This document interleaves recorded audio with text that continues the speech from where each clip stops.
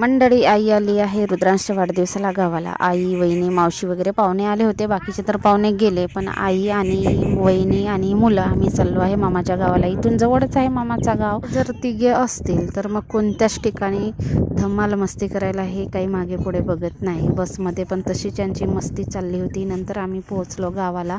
गावी पोहोचल्यानंतर चहा पाणी तर झाला. त्याच्यानंतर मुलं बघा भोवरे पकडायला बसले आणि मी सुद्धा त्यांना पकडून दिले. तर लहानपणी आम्ही सुद्धा अशा भोवरे पकडत होतो. तर तुमच्याकडे काय म्हणतात माहीत नाही, आमच्याकडे भोवरे गांजा म्हणतात. किती ते छान असे लहानपणीचे दिवस होते. पण आत्तासुद्धा खेडेगावामध्ये मोबाईल व्यतिरिक्त असे सुद्धा खेळ खेळले जातात. बाहेर कुठे गेले तर यांची तर मजाच असते. इथे दिसला यांना कचरा, तर सगळे कचरा उपडायला लागले आणि सगळा परिसर त्यांनी मोकळा करून दिला, स्वच्छ करून दिला.